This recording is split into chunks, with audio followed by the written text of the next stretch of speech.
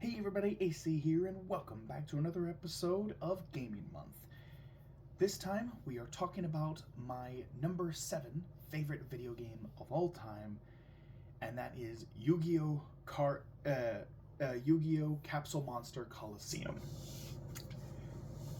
And I love Yu-Gi-Oh! I grew up loving Yu-Gi-Oh!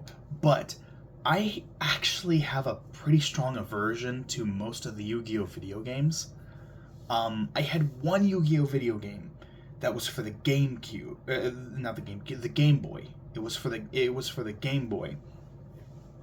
Um, and I can't even remember what it was called. I don't think I still have it. Um, I'm pretty sure I don't. But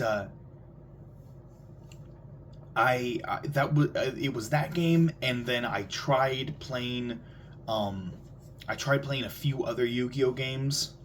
There was one that came out for the Game Boy Advance that I tried playing and I didn't like. There were several that came out for the PlayStation 2, and I tried each of those. Did not like them.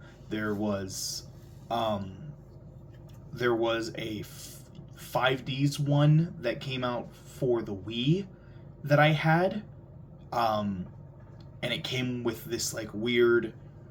It came with like this device that like you could put cards into it, and it would scan the cards and would allow you to use them in the game. And that I thought was really cool. But unfortunately, it only worked with certain cards. You couldn't just put any card in there.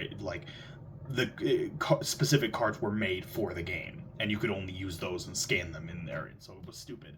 So I didn't like it.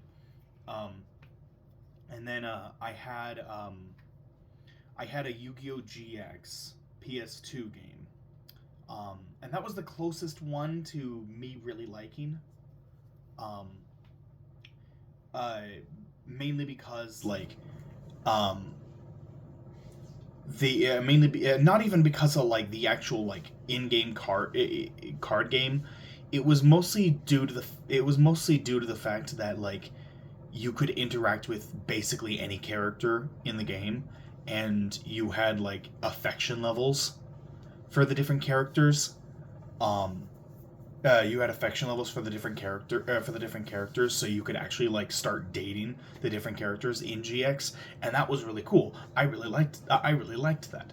Um, and it just I, I I don't really like Yu-Gi-Oh video games, simply because the idea of challenge in a Yu-Gi-Oh game is uh, increasing the luck of the NPC and decreasing your luck.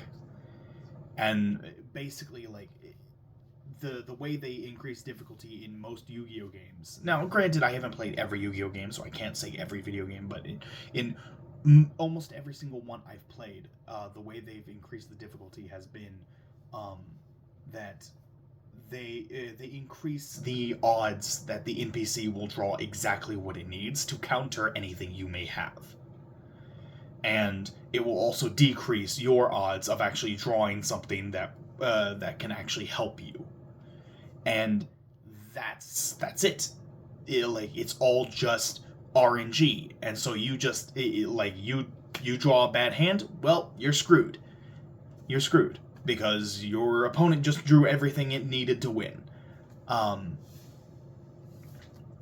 and so you just gotta restart, and you just gotta keep restarting over and over and over and over and over and over and over until finally, the game decides to take pity on you and give you a decent hand, so you can actually win for once.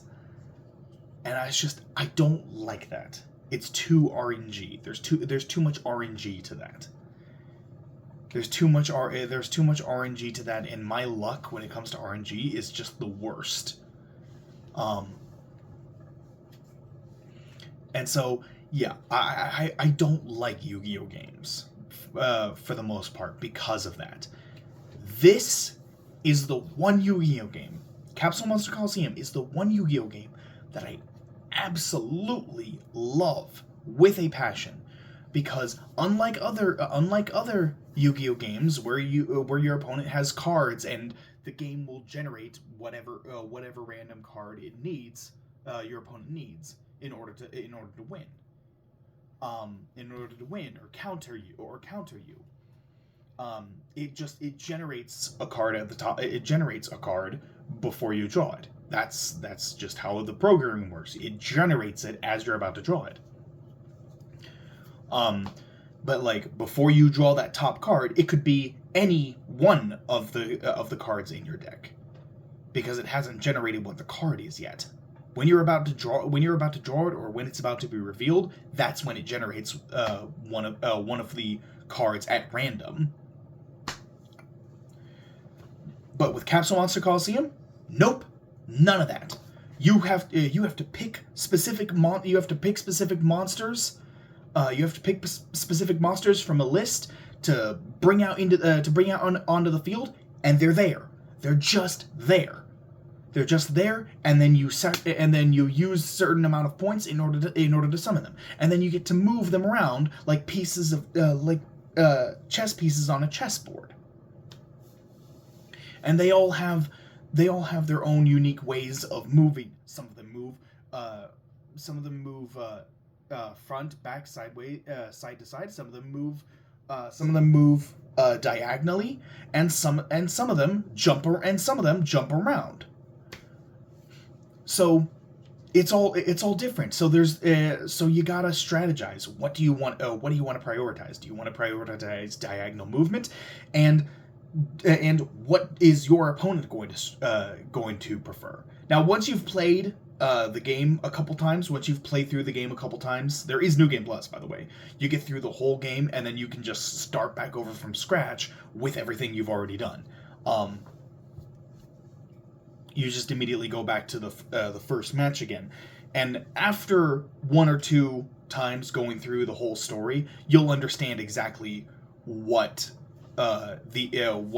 your opponent's pieces are, because their pieces never change. They always have the same pieces every time you fight them. So you can strategize on how to deal with each of their individual pieces and bring the best possible pieces from your collection of 40 of whatever you chose. So you still have a deck. You still have a deck of capsules that caps at 40. And you can pick from any one of those. And you can swap out any single one of the monsters from your deck with a different one that you've collected throughout the game. And some of these pieces are capable of evolving once they get to a certain level, or they're capable of fusing with other pieces once both pieces are at a certain level. There's even Exodia, where you have to get all 5 pieces of Exodia and get them all to level 5, I think it is, and then you can merge all of them together. And Exodia it's kind of a double-edged sword in this game, because it takes so many points just to get him summoned that once you summon him, that's basically it. That's basically all you can do. Like, you're not going to have enough points to do anything else.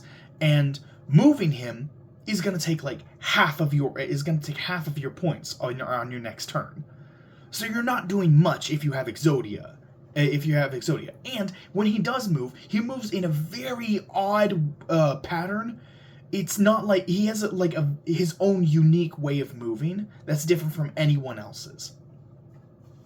Where there are specific spots on the board that he can move to. There are very specific spots on the board that he can move to, and he has a very specific way of targeting monsters. You have to get him at exactly the right spot, and your opponent's monster has to be in exactly the right spot in order for it all to line up perfectly. But when it does, it's just guaranteed a one-shot kill. Like, Exodia is guaranteed to just annihilate whatever is there in one hit. So he's good he is a decent monster to have, but he's not the best. He's not the best monster to have. But the game is just it's so much like that. There's so much strategy involved. And just because they always have the same monsters doesn't mean they always move the exact same way. Every single time I go through the game,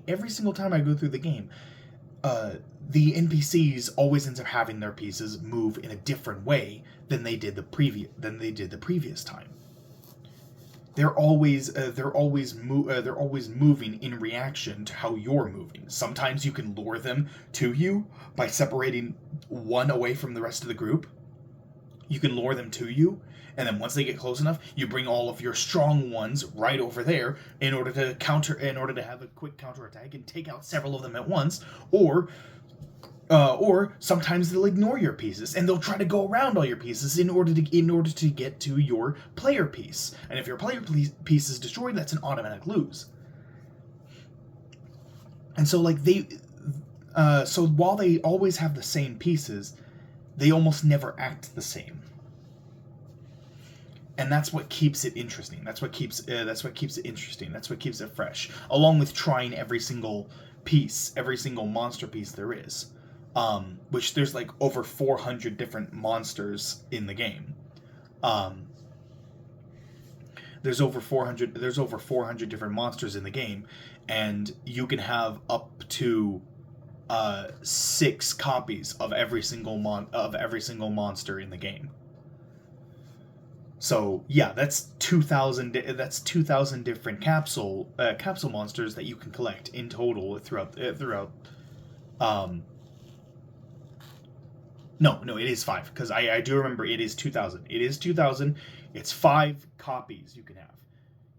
It's 5 copies you can have. You can have one in your team, in your deck, but you can only have up to 5 copies. So if you decide to, let's say you have, I have 5 extra Blue Eyes White Dragons, 5 copies, and I've got 1 on my team. I want to get rid of that Blue Eyes. and I want to trade it in. For something else. I can't remove it from my deck because I already have 5 copies. So I have to basically get rid of it. I have to give it up. Either that or trade it in for one of my other Blue Eyes and give that one up. Either way, I have to get rid of a Blue Eyes in order to take it out. But yeah, the game is just so much fun. I replay it all the time, and it was one of the first games I ever 100%ed. Like, I actually 100%ed the game. It was just so much fun. It was so incredibly fun. I absolutely love the game. The game tries to keep track of how many hours you put in, but it caps at 100 hours. It caps it at 100 hours. It stops counting at that point. 99 hours, 99 minutes, 99 hours and 99 minutes, and 59 seconds. That is what it caps at. That's what the counter caps at. And I long past that. Honestly, I don't know how many hours I've put into this. Probably closer to 1,000 hours. Because the game is just that much fun that even after I 100%ed it, I still go back to it to replay and go through the story mode again all the time. It is just the most fun Yu-Gi-Oh game I've ever played. I absolutely adore it. But yeah, so that's my number 7. So that's going to do it for this video. Thank you all so much for watching. Hope you all enjoyed. Like, comment, subscribe, hit that notification bell, all that good jazz. And I will see you all in the next video. Take care, everyone.